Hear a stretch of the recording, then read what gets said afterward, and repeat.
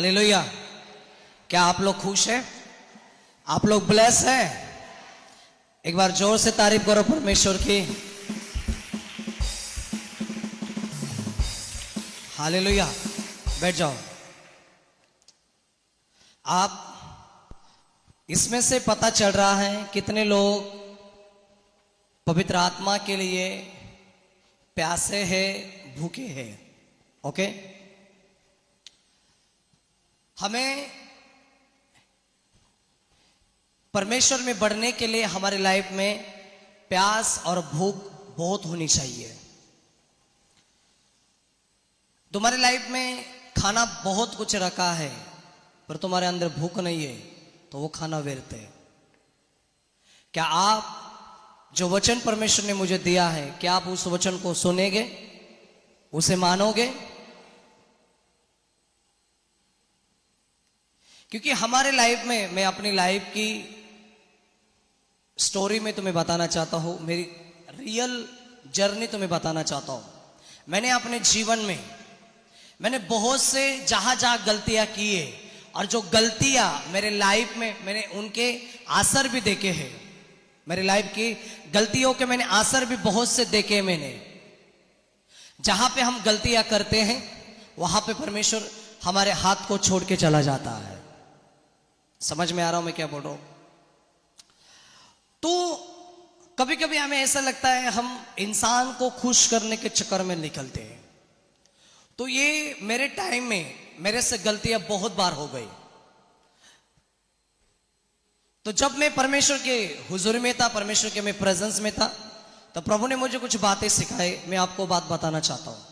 तुम्हारे लाइफ में तुम्हें कुछ बनना है, कुछ अपने लाइफ में तुम्हें परमेश्वर की मर्जी के अनुसार अपने जीवन को दिखाना है, तो सबसे पहले आपके लाइफ का हिस्सा होना चाहिए वो मतलब पवित्र आत्मा को अपनी लाइफ को खुश रखने वाला।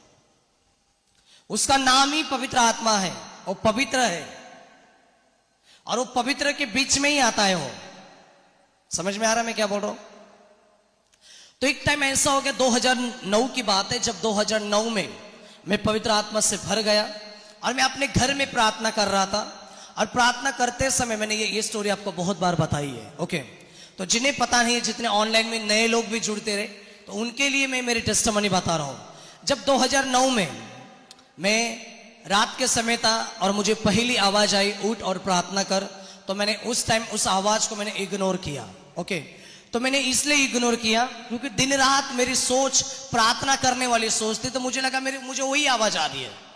आप दिन रात जिन चीजों को सुनते हैं तो आपके कानों में वही चीज घूमती है।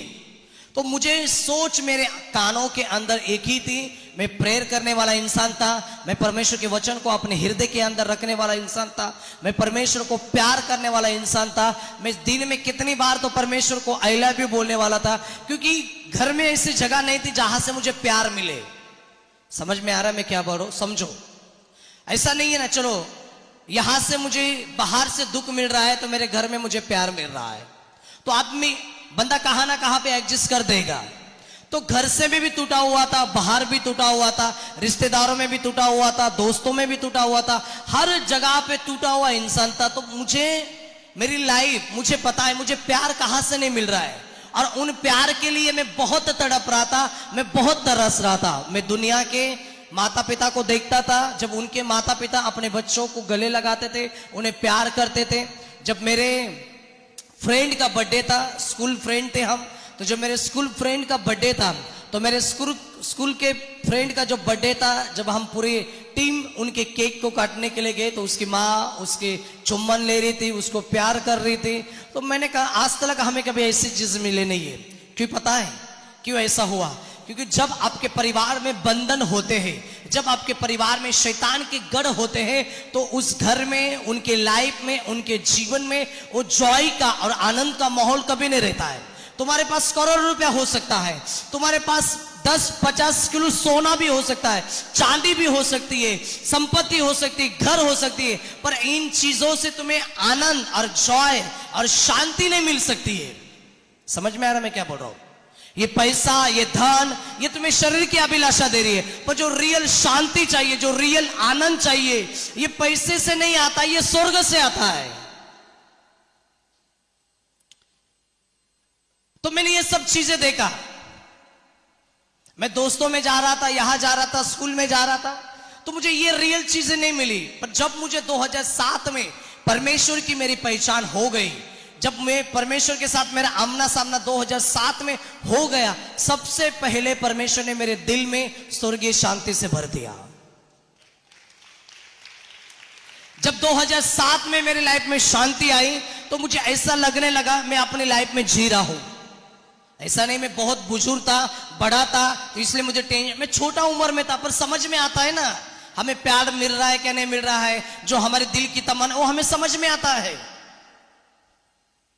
एक अंधा बार कभी हस्बैंड ने पत्नी को इग्नोर किया तो वो पत्नी जानती है उसके दिल के अंदर उसे दर्द क्या होता है, पेन क्या होता है।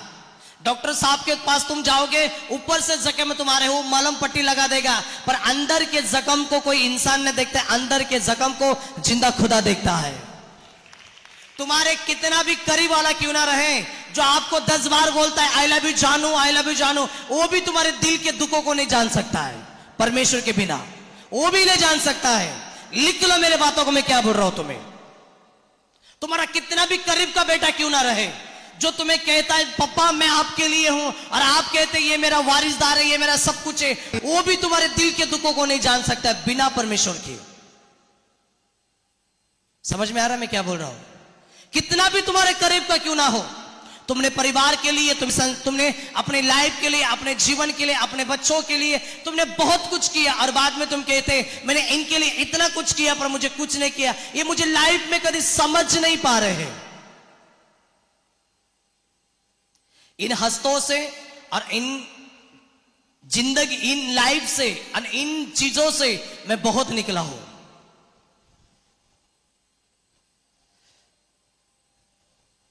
जब स्कूल में, मैं आपको बताना चाहता हूं, जब तक आपके परिवार में कंप्लीट छुटकारा आता नहीं है तब तक आपका परिवार बंधनों से आजाद नहीं होता है। आपको पता होना चाहिए तुम्हारी पत्नी की प्रार्थना कितनी है, तुम्हें पता होना चाहिए तुम्हारी पति की प्रार्थना कितनी है, तुम्हारे बच्चों की प्रार्थना कितनी है। जब मेरे स्कूल के फ्रेंड का केक काटने का समय आ गया, जब उसकी मामा डैडी पप्पी ले रही थी, उसका चुम्बन ले रही थी, वो दर्द मुझे हो रहा था।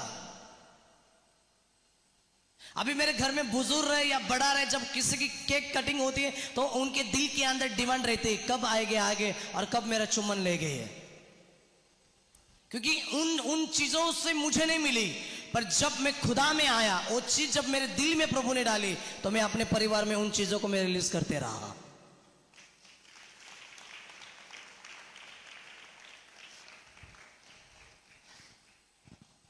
अभी आगे का प्रचार बहुत समझने वाला है।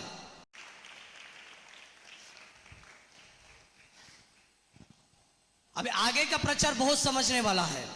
उसे तुम मानोगे, आज कम से कम तुम्हारे लाइफ में जहां का जड़ है, आज वहां से कंप्लीट आप फ्री होके जाने वाले हैं। जितने ऑनलाइन में सब डिस्टर्ब जो हो रहा है वो बंद कर दो और मीटिंग में बैठ जाओ आगे। क्या हुआ, जब 2009 में मेरे ऊपर पवित्र आत्मा उतरा, पहला आवाज आया उठ और प्रार्थना कर, मैंने इग्नोर कर दिया। दूसरी आवाज आई, मैंने इग्नोर कर दिया। तीसरी बार किसी ने तो मेरे कंधे के ऊपर हाथ लगाया, मुझे हमें समझ में आता है किसी ने तो हमें टच किया है, तो मेरे कंधे के ऊपर किसी ने हाथ रखा और मुझे कहा उठ और प्रार्थना कर, और मैं उठ के प्रार्थना। वो तीसरी आवाज नॉर्मल आवाज नहीं थी, तीसरी आवाज एक परमेश्वर पिता की आवाज थी शायद। इतनी आवाज मेरे ऊपर है, मैं डरते हुए उठ गया मैं।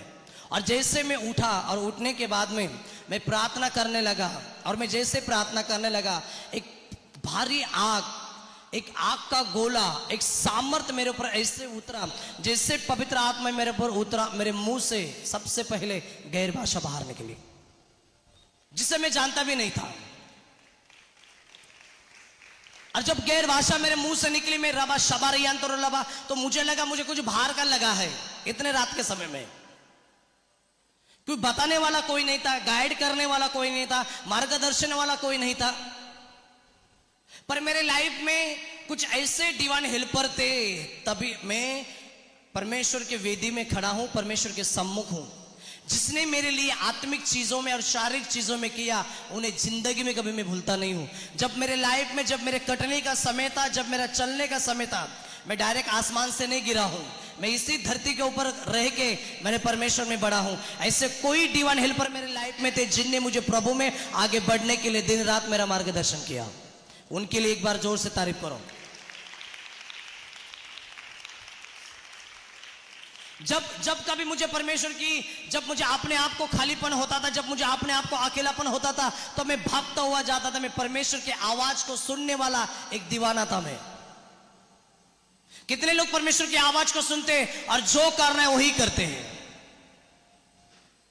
कितने लोग परमेश्वर के दिन रात परमेश्वर की आवाज को सुनते पर जो पाप करना है वही पाप करेंगे?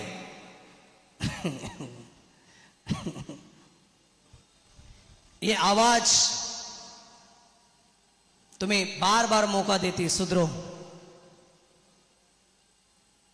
और मैं आपको क्यों बताना चाहता हूं, जब 2009 में मेरे ऊपर पवित्र आत्मा उतरा, उसी पवित्र आत्मा ने मुझे कहा विश्वास रख, तेरे द्वारा तेरे और तेरे घराने का उद्धार होगा। और जब मैं गैर भाषा में प्रार्थना कर रहा था, मेरा पूरा परिवार सोया हुआ था। मैंने उस पवित्र आत्मा को अपने मन में बिल्कुल भी डाउट किया नहीं। मैंने बिल्कुल भी मेरे मन में शंका नहीं बारी, ये क्या है, क्या चीज है। फिर कुछ दिनों के बाद में एक मीटिंग सभा में मैं गया। एक खुदा के सामर्थ्य दासों ने अपने बेटे को मसा करने के लिए एक मैन ऑफ गॉड को बुलाया था। जब उस मीटिंग में मैं चला गया, उस मीटिंग में जाने के बाद में उस खुदा के दास ने मंच में से कहा, मैं 2 लोगों के लिए यहाँ पे आया हूँ और परमेश्वर ने मुझे जबरदस्ती यहाँ पे भेजा है, जो मैं मुंबई में आया हूँ।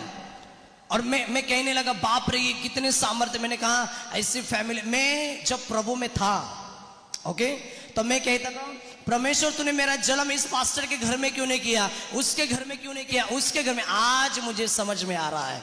मैं कहता हूं धन्यवाद, तूने मेरा जन्म ससाने परिवार में किया, क्योंकि मैंने उन नजदीक से देखा है। उनका बाप की, मामा डैडी की जर्नी खुदा के साथ वफादारी है, पर मैंने उन लोगों को देखा कुछ नहीं। तो मैंने कहा नो चाहिए मुझे। तो मैंने कहा मैं तेरा शुक्रिया अदा करता हूं, तूने मेरे परिवार में कोई नहीं था, तूने ऐसे परिवार में मुझे डाला और तूने मुझे सिखाया इन्हें कैसे आगे बढ़ाना है। मैं हमेशा मेरे लाइफ में जिस मसीह से परमेश्वर ने मुझे भरा है, जिस अभिषेक से मुझे भरा है, उस अभिषेक का मैं हमेशा कदर करता हूं। मुझे पता है इसे पाने के लिए मुझे कितनी मेहनत करनी पड़ी।